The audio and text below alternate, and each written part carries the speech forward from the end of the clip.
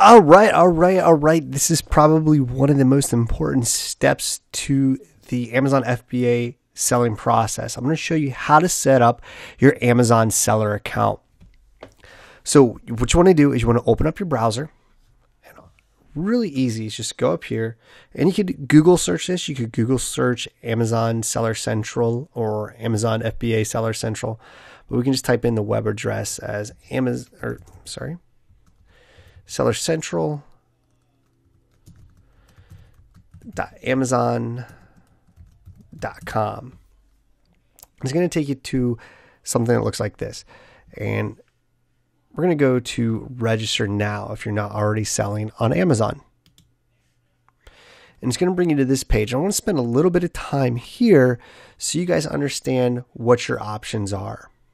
You're going to have two different ways to utilize Amazon's FBA program. One, you can sell as a professional, which is going to cost you $39.99 a month, plus some other selling fees. And really, they tell you that's if you're planning to sell more than 40 items a month. But there's also some other benefits to selling as a professional. Or second, you can just sell as an individual, which there is no monthly fee, but you're going to pay 99 cents per sale extra than you would if you were a professional seller. So you can see right there, if you sell more than 40 items, it's definitely worth it. But there's also two other reasons you want to consider selling as a professional. And first one is the difference in the categories you're allowed to sell.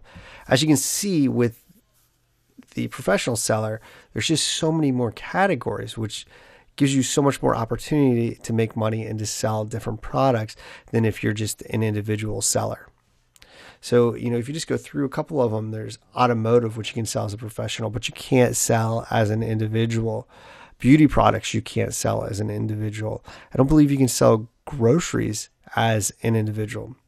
And even though you can sell those, you still are going to have to get approval for some of these as a professional seller, but you just have to apply through Amazon and it just goes through a little approval process. The second reason that you really want to consider selling as a professional on Amazon is because it allows you to utilize the Profit Bandit app, which I definitely recommend because it just makes your life so much easier. So I'm just going to walk you through this real quick. It's kind of like setting up a Facebook account or a Twitter account. The things that you're going to need, you're going to have to know your name and your address and all those good things. And you're also going to have to give Amazon your tax ID number. So if you have a business ID number, that's great. If not, just use your social security number. You always want to contact an accountant before you make any decisions as far as taxes go. So I'm going to go ahead and click on here, and mine's going to look a little different because I already started this process to test it out. But if you already have an Amazon account, you can just say, you're a returning customer and my password is, and that's what I'm going to do here.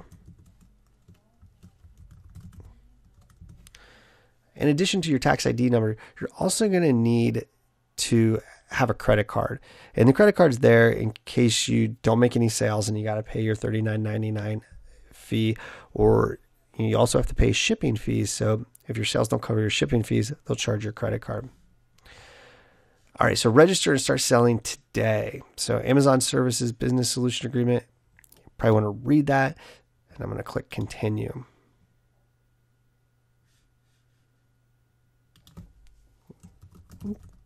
Put my name in there. Sorry about that, and I'm going to click continue. Okay, so what you're going to go through here is you're going to click that you're a professional seller, so you can sell on Amazon. You can also have an Amazon web store. It's a run a standalone e-commerce website, which is going to be $79 per month plus transaction and payment processing. I don't do that. I'm just going to use Amazon's Fulfillment by Amazon. Save. And then you're going to have to also put in your seller information. So you're going to have to go in here and you're going to have to put in your address, your phone number, in case Amazon has to contact you for any reasons. And then they're going to ask you what you're planning on selling. You don't have to put that in. I never have. And you just click continue. Charge method. They want you to put in your credit card number, expiration, cardholder name. And they want you to put in that. Again, case you don't have enough sales to pay some of their fees. Next thing, you're going to do a identity verification. And what they'll do here is they're just going to ask you for your phone number, and they're going to do a call in progress, and basically you just answer and hang up.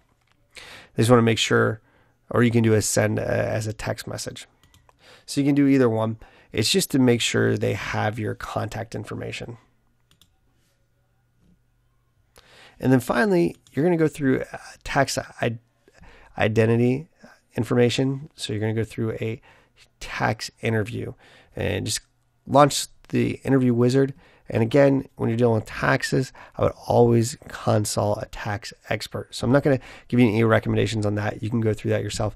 But once you go through those steps, those 5 steps, you are ready to open up your Amazon FBA business.